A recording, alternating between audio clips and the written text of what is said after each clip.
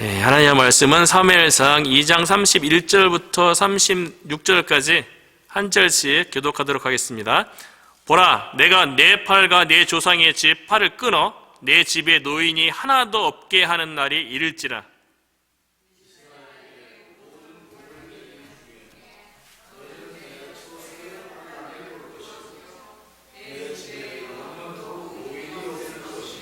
내 제단에서 내가 끊어버리지 아니할 내 사람이 내 눈을 세잔하게 하고 내 마음을 슬프게 할 것이요 내 집에서 출산되는 모든 자가 젊어서 죽으리라.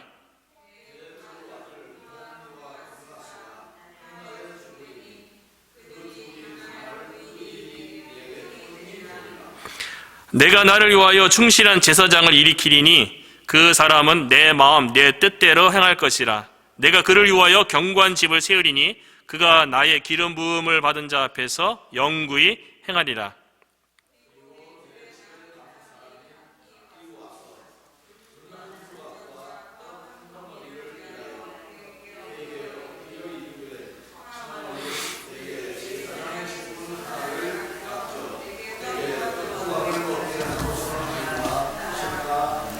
아멘. 우리가 읽은 본문에서 하나님이 찾으시는 사람이라는 제목으로 하나님의 말씀을 전하도록 하겠습니다. 하나님이 사람을 찾는데요. 하나님은 사람을 찾아서 하나님의 일을 위해서 사용하시는데, 하나님이 찾으시는 사람, 다른 말로 하면 하나님이 찾으시는 교회에 대해서 우리가 한번 생각하면서 오늘 말씀을 전하려고 합니다. 하나님이 사람을 찾는다는 게 좀 이해가 안 되기도 해요. 왜냐하면 하나님께서 직접 일하시면 좋을 텐데 왜 하나님께서는 꼭 사람을 찾아서 일을 하시려고 할까? 왜 사람을 통해서 일을 하시려고 할까? 그런 의문이 들죠. 그런데 천지 창조를 보면 하나님께서 창조 원리에서부터 하나님께서는 사람을 통해서 하나님의 일을 하기를 원하셨어요. 하나님은 충분히 하나님의 일을 하나님 혼자서 하실 수 있는 분이세요. 그런데 하나님께서는 사람을 찾아서 하나님의 일을 맡겨서 하나님의 일을 하게 했다는 거죠. 하나님께서 온 우주 만물을 창조하셨어요. 하나님이 주인이세요. 그럼 우주 만물을 하나님께서 다스리셔도 되는데, 하나님께서 하나님의 형상대로 아담과 하와를 창조한 다음에 하나님의 일을 누구에게 맡기냐면 아담과 하와에게 맡겨요. 그리고 아담과 하와로 하여금 생육하고 번성하고 땅에 충만하고 땅을 다스리라, 그렇게 위임하세요. 왜 하나님께서 하실 일을 왜 인간에게 위임했을까요? 왜냐하면 지음받은 인간이 하나님을 경험할 수 있는 길은 하나님의 일에 동참하는 것밖에 없기 때문에 그래요. 우리가 어떻게 하나님을 경험할 수 있어요? 우리가 어떻게 하나님을 볼 수 있어요? 가장 좋은 방법은 하나님의 일에 동참하는 거예요. 하나님의 일에 동참하는 걸 통해서 하나님이 살아계신 것과 하나님이 나를 사랑하시고 나를 통해서 영광 받으신다는 것을 경험을 통해서 하나님의 그 사랑과 은혜를 깊이 경험하기를 원하는 거죠. 그렇기 때문에 하나님의 일에 동참하는 것이 하나님의 은혜요 하나님의 축복인 줄로 믿습니다. 그래서 하나님께서 하나님의 일을 하기 위해서 한 민족을 택했는데, 그 민족이 어느 민족이냐면 이스라엘 민족이에요. 하나님께서는 이스라엘 민족을 통해서 하나님의 일을 맡기시고 이스라엘 민족을 통해서 하나님이 살아계신 것을, 하나님의 사랑을 세계 만방에 퍼뜨리기를 원했던 거죠. 그래서 하나님께서 이스라엘 백성을 애굽에서 구원하시고요, 그래도 홍해를 갈라주시고 광야 40년 동안 먹이시고 입히시고 돌보셔서 결국 하나님께서 약속한 땅, 젖과 꿀이 흐르는 땅, 가나안 땅에 들어가서 정착하게 하신 거예요. 그 땅이 어디라고요? 가나안 땅이에요. 가나안 땅은요, 우리가 잘 알고 있는 것처럼 이 지정학적 위치가 세계의 중심이에요. 하나님께서 이스라엘 백성을 지정학적으로 세계의 중심 가운데 세우신 거예요. 왜냐하면 이스라엘이라는 그 지역적인 위치가요, 아래로는, 남쪽으로는 아프리카로 시작하죠. 그리고 동쪽으로는 아시아가 시작되죠. 그 북쪽으로 올라가면 유럽이 시작되죠. 유럽과 아시아와 아프리카 그 중앙에 조그마한 나라 이스라엘 민족이 그곳에 있는 거예요. 왜요? 세상 가운데 하나님의 백성으로서 거룩한 삶을 통하여서 하나님의 영광을 드러내기를 원했던 거죠. 마치 오늘날 우리를 세상 가운데 우리를 부르셔서 세상 가운데 하나님의 자녀로서 세상 가운데서 빛과 소금의 역할을 하는 것과 마찬가지예요. 그래서 하나님께서 이스라엘 백성이 하나님께 약속한 땅 가나안 땅에 들어가면 하나님의 백성으로서 하나님께 영광 돌리게 하기 위해서 가나안 땅에서 어떻게 살아야 될지 모세가 마지막 설교에서 요단강 동편에서 이스라엘 백성을 통해서 그들의 마음을 다지게 하기 위해서 조금 있으면 약속한 땅 가나안 땅에 들어가니까 요단강 동편 모압 땅에서 모세가 마지막 설교하는 내용이 신명기 말씀이에요. 그 신명기 말씀에서 모세가 이스라엘 백성에게 뭐라고 얘기했냐면, 가나안 땅에 이제 정착하잖아요. 그러면 하나님의 백성으로서 하나님의 말씀에 순종해서 하나님께서 주시는 그 축복을 누릴 것에 대해서 당부해요. 그래서 신명기 28장 1절에 보면, 내가 내 하나님 여호와의 말씀을 삼가 듣고 내가 오늘 내게 명령하는 그의 모든 명령을 지켜 행하면, 하나님의 말씀에 순종하면 내 하나님 여호와께서 너를 세계 모든 민족 위에 뛰어나게 하실 것이라. 영적으로 뛰어난 이스라엘 민족이 되게 해줘서 이스라엘 민족을 통해서 세계 열방을 통해서 하나님께서 영광받게 해주겠다, 그렇게 약속하잖아요. 반면에 약속의 땅 가나안 땅에 들어가서 하나님의 말씀에 순종하지 않으면요, 만약에 불순종하면 그때는 반드시 하나님의 저주가 있을 것에 대해서 말씀하세요. 그래서 신명기 28장 20절에 보면요, 내가 악을 행하여 그를 잊음으로, 하나님의 백성이 하나님을 잊어버려요. 그러면 내 손으로 하는 모든 일에 여호와께서 저주와 혼란과 책망을 내리사 망하여 속히 파멸하게 하실 것이며, 하나님의 백성이 하나님의 영광을 위해서 존재하지 않고 하나님의 말씀에 불순종해서 하나님을 잊어버리고 악을 행하면 하나님께서 반드시 저주하고 혼란과 책망을 내려서 망하는데 속히 파멸할 것이라고 이야기해요. 이게 신명기 28장에 되게 유명한 성경 구절이잖아요. 그런데 여기 보면 하나님께서 하나님 말씀에 순종해서 받을 축복은요, 28장 1절부터 19절까지고요. 그리고 20절부터 68절까지는 만약에 하나님의 말씀에 불순종하면 저주받을 내용이 2배 이상으로 기록되어 있어요. 이걸 보면 아담 이후에 인간이 타락한 그 마음 가운데 하나님의 자녀가 된다 할지라도 말씀에 순종하고자 하는 그것보다도 불순종하고자 하는 것들이 2배 더 있다는 거죠. 하나님의 백성은 하나님의 말씀에 순종해서 하나님께 영광 돌려야 되는 거예요. 그것이 하나님의 백성이 하나님으로부터 받은 사명이에요. 엘리 가문은 그런데 어떻게 했냐면, 이스라엘 땅에 정착해서 하나님으로부터 제사장의 직분을 맡았음에도 불구하고 순종의 길을 걸었던 것이 아니라 불순종의 길을 걸었다는 거죠. 그래서 다시 한번 하나님께서 무명의 하나님의 사람을 통해서 엘리 가문을 책망하는 내용이 며칠 전에 금요 기도회 때부터 시작해서 오늘 본문에 기록된 거예요. 하나님의 백성 가운데, 특별히 그중 가운데 또 택해서 하나님의 거룩한 일을 감당하는 제사장 직분을 엘리 가문에 맡겼는데요, 그 가문이 하나님 앞에서 어떻게 했습니까? 하나님을 멸시해서 제사 가운데 자신의 탐욕을 채우고요, 그리고 해막에서 수정되는 여인을 겁탈하는 윤리적인 타락을 보이는 그런 모습을 보였죠. 그래서 하나님의 사람을 통해서 엘리 가문을 책망하기를 신명기 28장에 그 순종했을 때 축복, 불순종했을 때 그 저주의 내용이 다시 한번 확인되는 거죠. 그래서 사무엘상 2장 30절에 보면 나를 존중히 여기는 자를 내가 존중히 여기고 나를 멸시하는 자를 내가 경멸하리라. 금요일날 살펴봤잖아요.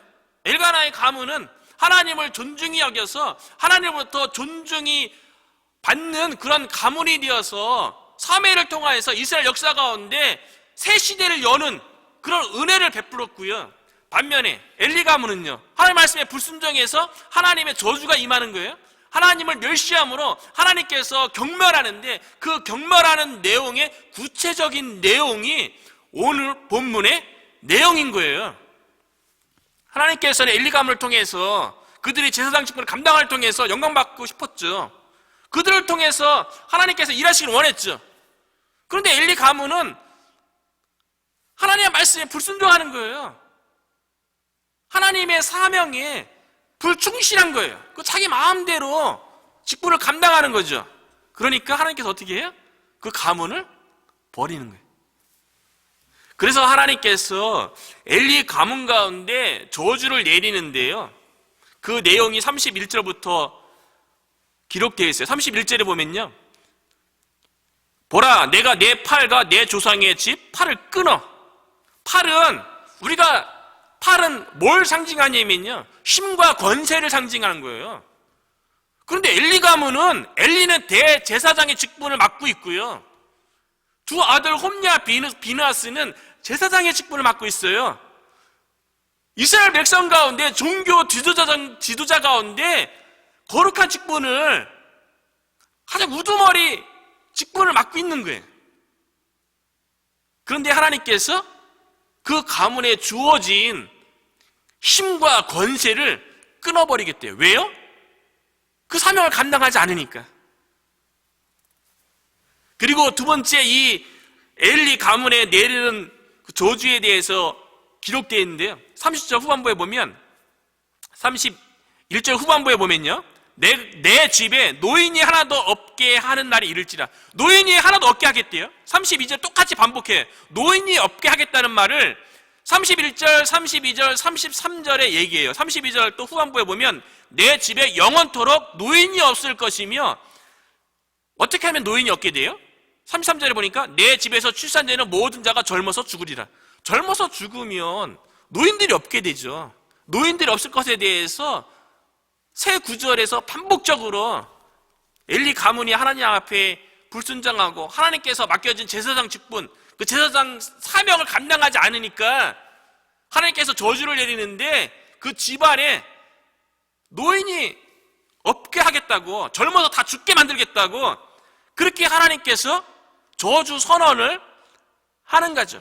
그리고 내가 이 일을 하는지 안 하는지 한 징표를 보여줄 건데, 그 징표가 무엇이냐면 34절에 보니까요, 내 두 아들 홈니와 비느하스가 한날에 죽으리니 그 둘이 당할 그 일이 내게 표징이 되리라. 젊은 홈니와 비느하스가 결국 나중에 블레셋과의 전쟁 가운데 한날 한시에 죽습니다. 엘리 가문은 하나님으로부터 버림받았어요. 그래서 제사장 그 거룩한 직분 가운데 그 직분을 감당하는 게 그 가문으로서 영광 아니에요? 하나님의 일을 동참하는데 그 거룩한 일에 동참하는 것이 얼마나 큰 영광이고 즐거움이겠어요. 그런데 읽고 나니까 이 엘리 집안에서, 가문에서 어떤 일이 벌어지냐면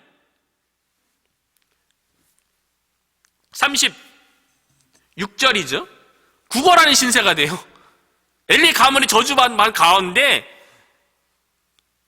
하나님의 직분에 대해서 구걸하는 신세가 되어져요. 그래서 36절에 보니까요, 그리고 내 집에 남은 사람이 각기 와서 은 한 조각과 떡 한 덩어리를 위하여 그에게 엎드려 이르되 청하노니 내게 제사장 직분 하나를 맡겨 내게 떡 조각을 먹게 하소서 하리라 하셨다 하리라. 나중에 아니 제사장 직분 맡았을 때 그때 잘했어야죠. 세상에서도 그런 말 많이 하잖아요. 부부 사이에서도 그렇고 연인 사이에서도 그렇고 있을 때 잘해. 있을 때 잘해야죠. 하나님께서 직분 맡겼을 때 그때 잘했어야죠. 맡겼을 때 잘 감당하지 못한 다음에 나중에 하나님의 저주가 임하고 집안의 권세를 다 잃게 되고 집안 사람들이 다 젊어서 죽게 되어지고 그 가운데 제사장 직분을 구걸해서 하나님부터 떡 한 조각 좀 어떻게 좀 먹게 하게 달라고 그렇게 구걸하는 신세가 되냐는 거죠. 하나님께서 믿고 맡겼을 적에 그때 잘 감당해야죠. 이른 다음에 구걸하는 신세가 되면 얼마나 비참하게 돼요. 우리에게 맡겨진 사명이 있죠. 맡겨준 게 감사한 거예요, 사실은. 하나님 쓰임받는다는 게 영광이죠. 하나님께 쓰임받을 적에 우리의 힘으로 하나님의 일을 감당하는 게 아니잖아요.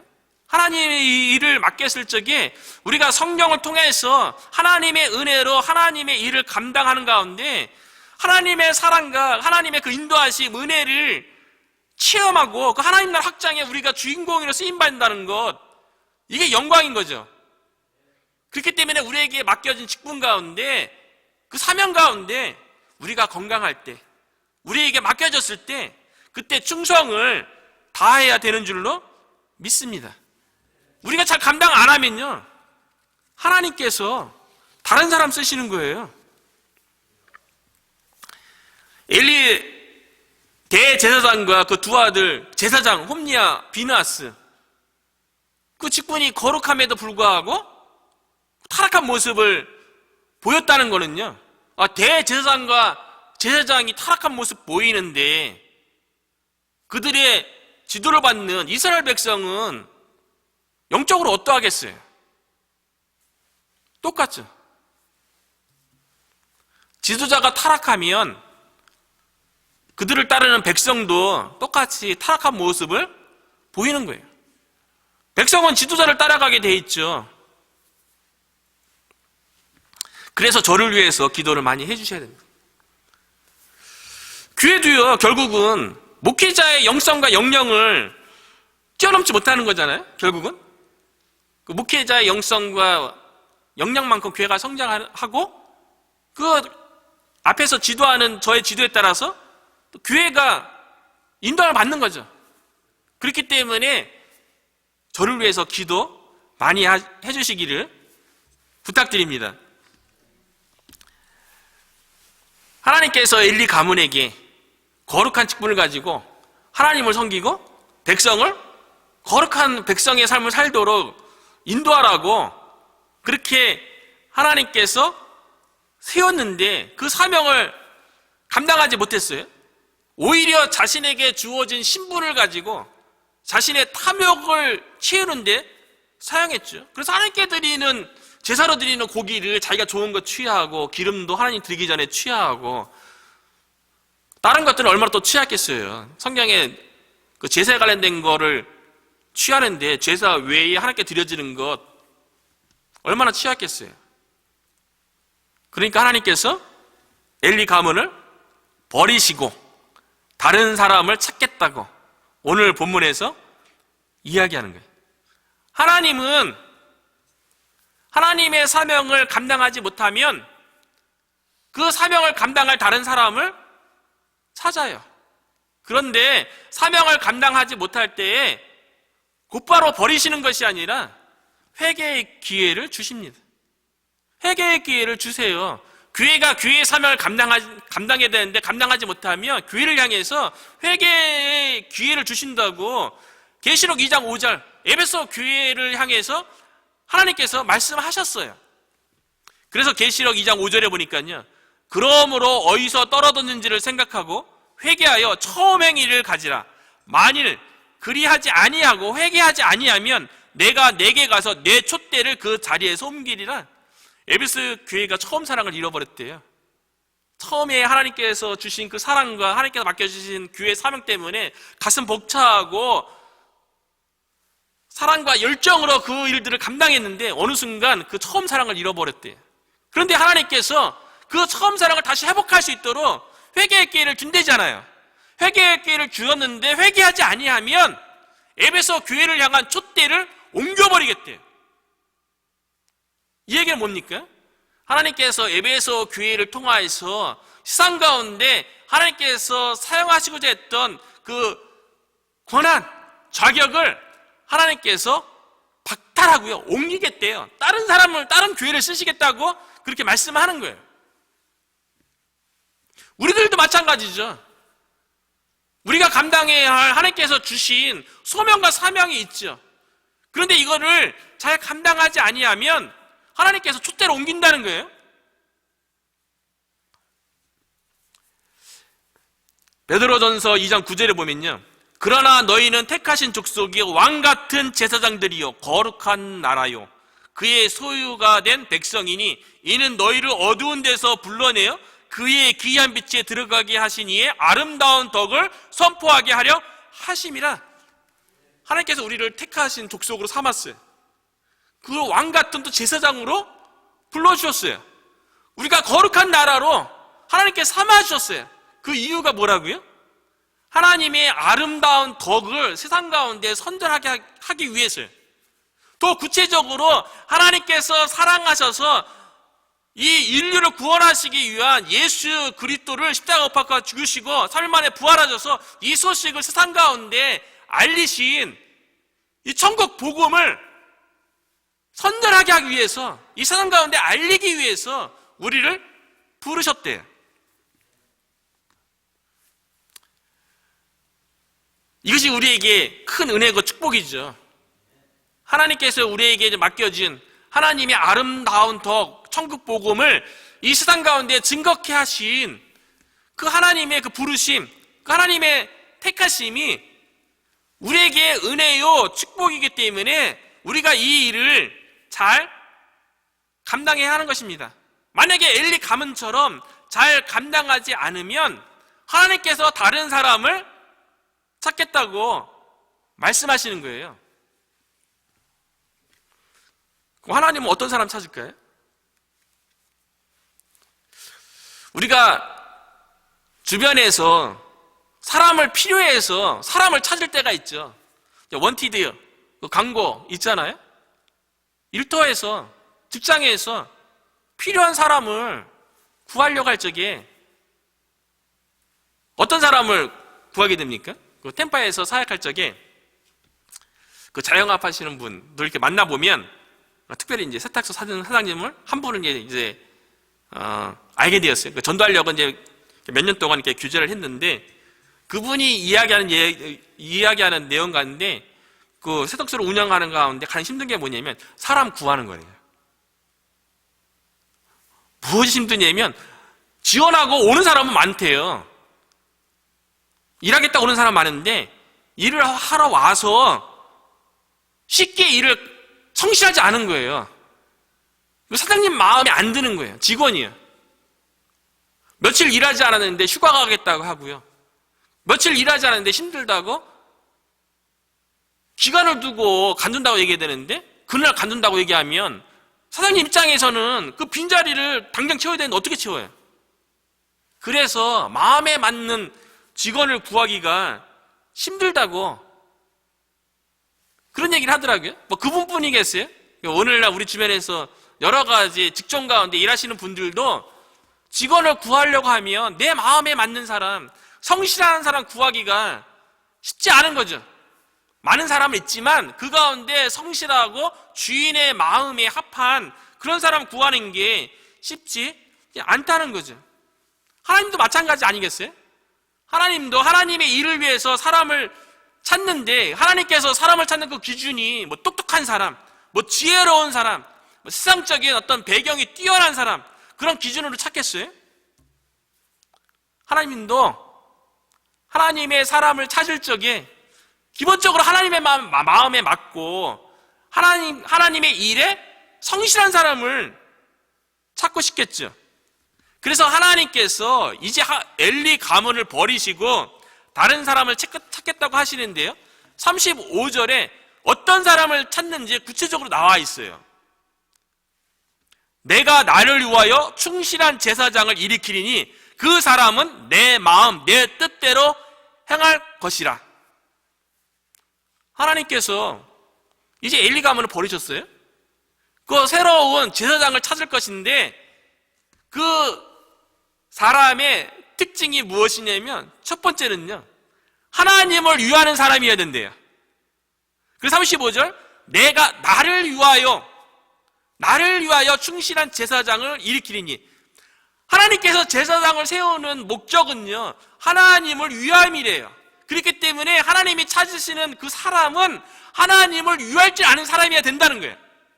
자기를 위한 것이 아니라 하나님을 위하는 사람을 하나님께서 찾겠대요. 하나님께서 이스라엘 백성을 택하셔서 거룩한 직분을 주셨다고 얘기했잖아요. 출애굽기 20장 6절에 보면 구체적으로 이스라엘 백성에게 이렇게 말씀하세요. 너희가 내게 대하여 제사장 나라가 되며 거룩한 백성이 되리라.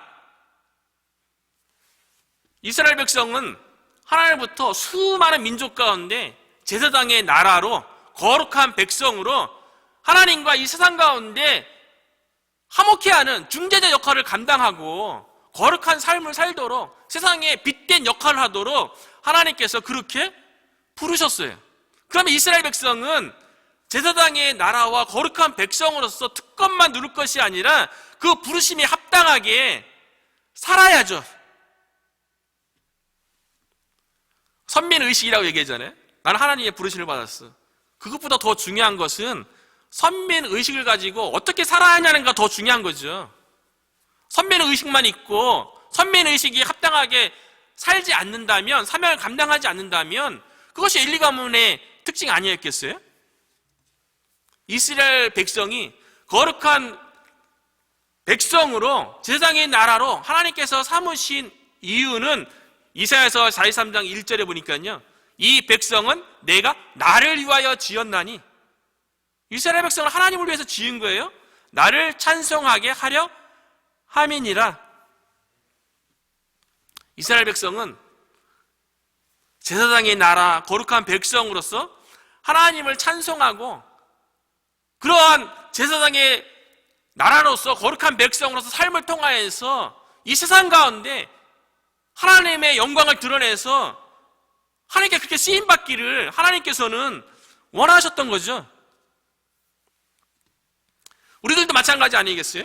이스라엘만 하나님께서 제사장의 나라 거룩한 백성으로 삼으셨나요? 우리도 마찬가지잖아요. 하나님께서 왜 우리를 하나님의 자녀로 삼아주셨습니까? 마찬가지죠. 디모데후서 4장 2절에 보니까요, 너는 말씀을 전파하라. 때를 얻든지 못 얻든지 항상 힘쓰라. 왜 하나님의 말씀을 증거해야 됩니까? 우리 안에 이미 하나님께서 얼마나 우리를 사랑하시는지 그 증거가 우리 안에 있기 때문에 그래요. 우리 안에 예수 그리스도의 십자가의 은혜, 십자가의 그 사랑이 우리의 마음 가운데 새겨져 있잖아요.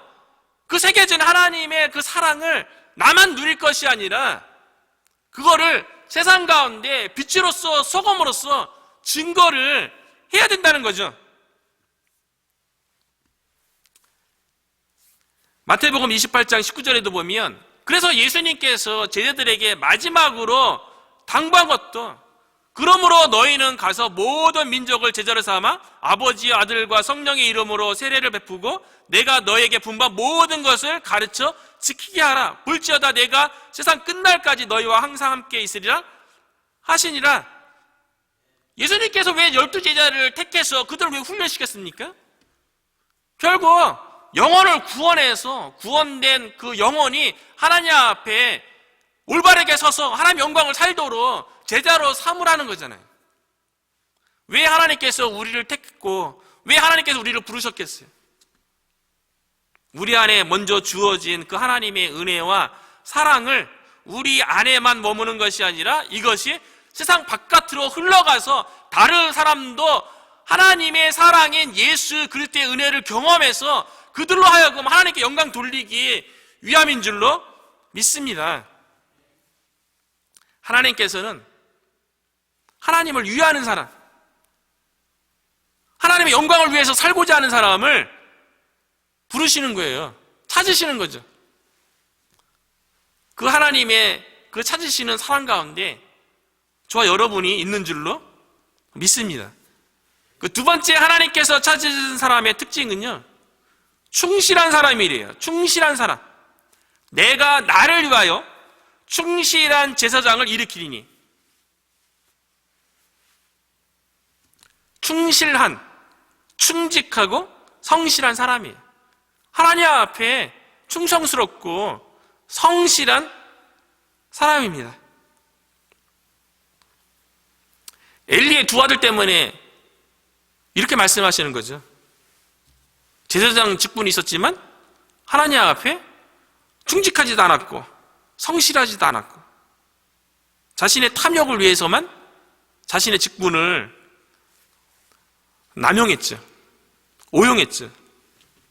그래서 그 다음에 세워지는 제사장은 충실한 제사장, 그런 사람을 하나님께서 일으키겠다, 찾겠다는 거죠.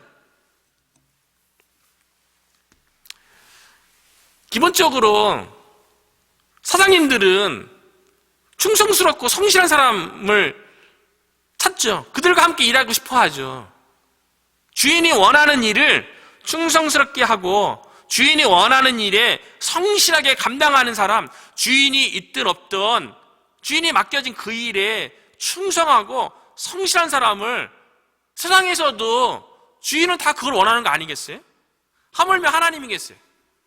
하나님도 하나님의 일을 맡겼을 적에, 하나님의 직분을 맡겼을 적에 하나님이 있든 없든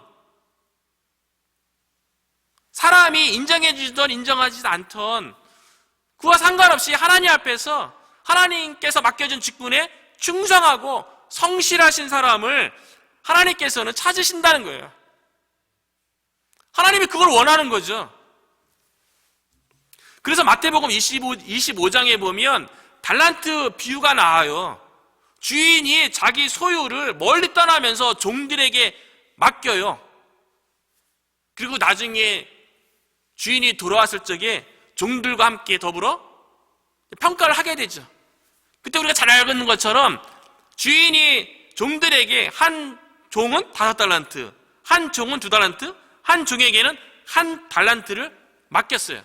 그런데 나중에 주인이 돌아와서 이 종들에 대해서 평가할 적에 이 주인이 어떻게 평가합니까? 5달란트 맡은 자는 자기에게 주어진 달란트죠.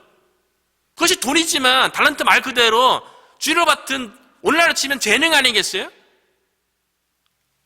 하나님으로부터 받은 은사, 하나님으로부터 받은 직분, 하나님으로부터 받은 사명이죠. 그것이 5달란트일 수도 있고 2달란트일 수도 있고 1달란트일 수 있는데 그거 우리가 알 수 없는 거예요. 주신 주인만이 5달란트, 2달란트, 1달란트 얘기하는 거지, 우리에게 주어진 그 직분이 5달란트다, 2달란트다, 1달란트다 이렇게 말할 수 없는 거예요. 우리가 만약에 나에게 준 것이 5달란트다, 2달란트, 1달란트 얘기하는 거는 그 세상적인 기준이지 5달란트, 2달란트, 1달란트 중요한 것이 아니라 주어진 것에 어떻게 감당하냐는 거죠. 그런데 5달란트, 2달란트 받은 자는 그 주인이 맡긴 것에 대해서 어떻게 감당했습니까? 그래서 결국에는 5달란트, 2달란트 받은 자가 주인으로부터 칭찬받는데요. 이렇게 칭찬받아요. 마태복음 25장 21절이죠. 그 주인이 이르되 잘하였도다. 맡은 직분 잘 감당한 거죠. 잘하였도다. 착하고 충성된 종아. 주인의 뜻대로 행한 게 착한 거예요. 주인의 뜻대로 행한 게 충성스러운 거죠. 내가 적은 일에 충성하였으며 내가 많은 것을 내게 맡기리니 내 주인의 즐거움에 참여할지어다. 결국 종들이 주인이 맡긴 일에 충성했을 적에, 잘 감당했을 적에 그 주인의 즐거움에 함께 동참하는 거 아니겠어요? 5달란트, 2달란트 받은 자는 그렇게 충성스럽게 맡겨진 사명을 잘 감당해서 주인의 즐거움에 함께 동참해서 즐거움을 나눴어요. 반면에 1달란트 받은 자는요, 주인으로부터 받았는데 이 받은 거를 사용하지 않았어요. 감당하지 않았어요. 엘리의 가문이 제사장의 직분을 맡았지만 그 직분을 감당하지 않았잖아요. 오히려 감당한다는 명분으로 자신의 탐욕을 채웠잖아요. 그런 이 1달란트 받은 자에게 주인이 뭐라고 책망합니까? 악하고 게으른 종아. 이 무익한 종을 바깥 어두운 데에 내쫓으라. 거기서 슬피 울며 이를 갈리라. 맡긴 것을 충성스럽게 감당하지 않았던 이 한 달란트 받은 자는요, 그것이 약한 거고요, 그것이 게으른 거고요, 하나님 주인에게 무익한 거고요, 결국에는 쫓겨나잖아요. 그래서 슬피 울며 이를 갈게 되는, 마치 엘리의 집안이 나중에 제사장 직분이 있긴 하는데 빵 한 조각 좀 주십시오라고 구걸하는 신세가 되는 것처럼 우리에게 맡겨진 사명을 잘 감당하지 못하면 하나님부터 책망이 있게 된다는 거죠. 우리 교회가 5달란트인지 2달란트인지 몇 달란트 우리에게 주었는지 모르겠어요. 그러나 우리에게 맡겨진 사명, 그리고 이 시대적인 배경 가운데 우리 교회가 이 지역 가운데 감당할 사명을 우리가 충성스럽게 성실하게 감당하면 우리 교회를 향한 하나님의 칭찬이 있는 줄로 믿습니다. 마지막으로 하나님께서 찾으시는 사람은요, 하나님의 마음과 하나님의 뜻대로 행할 자여야 한다는 거죠. 그래서 35절 또 다시 보면 내가 나를 위하여 충실한 제사장을 일으키리니 그 사람은 내 마음 내 뜻대로 행할 것이라. 이것도 엘리 집안과 그 사매를 배경 두고 말씀하신 거죠. 엘리 가문이 하나님의 마음과 하나님의 뜻대로 행한 것이 아니라 자신들의 마음과 자신들의 뜻대로 제사장 직분 감당하다가 하나님으로부터 버림을 받았어요. 반면에 하나님께서 내 마음과 내 뜻대로 행할 자를 세운다 그랬는데 가깝게 성취된 인물은요, 사무엘이죠. 서시대 막바지에 마지막 사사로 사무엘이 등장해서요, 이스라엘이 하나님 앞에 우상 숭배하고 하나님께서 맡겨진 사명을 감당하지 못한 것에 대해서 미스바에 다 모이게 해서 하나님 앞에 회개 운동을 벌이잖아요. 그들이 하나님으로부터 떠났던 모든 일들에 대해서 하나님 앞에서 철저히 미스바 대각성 운동을 통해서 이스라엘 민족을 회개시키고, 그래서 이스라엘 민족을 영적으로 회복하고 이스라엘 나라도 회복해 하는, 그렇게 쓰임받은 인물이 사무엘이에요. 왜 그렇게 쓰임받았겠어요? 사무엘이 하나님의 마음과 뜻에 합했기 때문에 그래요. 나중에 사무엘 이후에 하나님의 마음과 하나님의 뜻에 합한 사람은 다윗으로 등장하죠. 다윗에 대해서는 이것도 사울과 다윗을 비교하면서 사울은 하나님께서 왕으로 세웠음에도 불구하고 하나님을 왕으로 인정하지 뿐만 아니라 자신이 왕으로 자신의 제사장의 권한도 월권하고 자기가 왕임에도 불구하고 뭔가 두려워서 하나님이 세웠으면 하나님께서 지켜주겠죠. 그런데 그것을 못 믿으니까 다윗을 죽이려고 하고 폭정을 일삼잖아요. 그러니까 결국은 하나님께서 사울을 버리고 다윗을 선택하는데, 다윗을 선택한 이유에 대해서 성경은 분명하게 얘기하잖아요. 사무엘상 13장 14절이죠.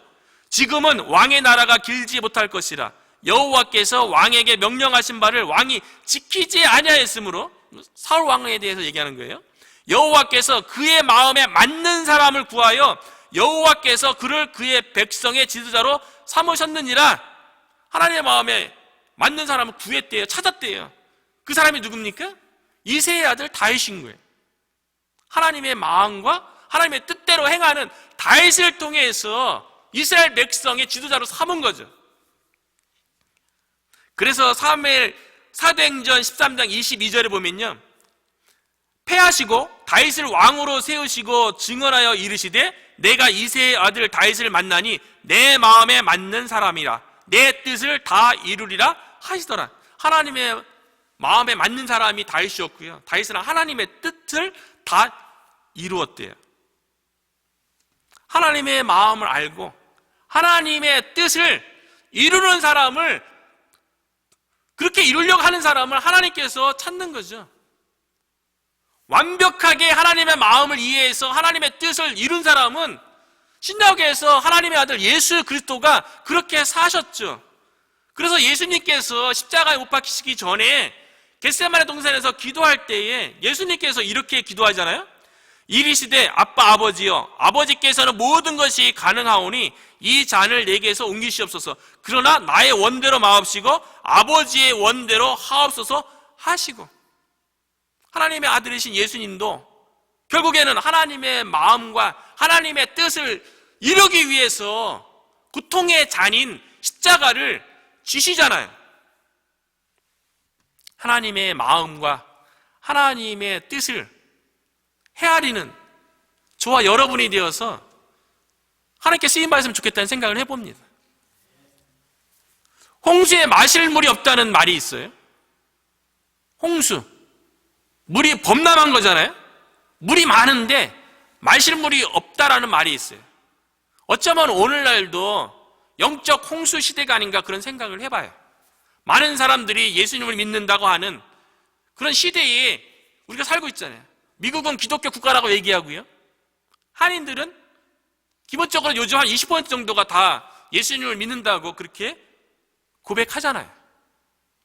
많은 하나님을 믿는 자녀들이 있다고 얘기하지만 정말 하나님이 찾으시는 사람, 하나님을 위해서 살려고 하고 하나님의 영광을 위해서 살려고 하고 하나님의 마음과 하나님의 뜻을 이루려고 하고 그 뜻 가운데 충성스럽고 성실하게 살려고 하는 저와 여러분이 되어서 말 그대로 홍수 가운데 마실 물이 되어서 하나님의 찾으시는 저와 여러분이 되고 하나님이 찾으시는 우리 교회가 되어서 하나님의 영광을 드러내고 이 땅 가운데 천국 복음을 통하여서 하나님 나라 확장을 위해서 우리 교회가 쓰임받기를 주님의 이름으로 축원합니다.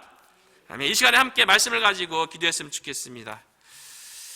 이 시간에 기도하기를 하나님께서 사람을 찾는다고 하십니다. 하나님을 위하는 사람, 하나님 앞에 충성스럽고 성실한 사람, 하나님의 마음과 뜻을 이루려고 하는 사람, 이 사람을 통하여서 이 땅 가운데 하나님의 나라를 확장하고 하나님의 영광을 드러내기를 원하십니다. 우리가 하나님이 찾으시는 그 사람이 되게 해달라고, 우리 워싱턴 성도 교회가 하나님이 찾으시는 교회가 되게 해달라고 말씀을 붙잡고 함께 기도하도록 하겠습니다. 함께 기도하겠습니다.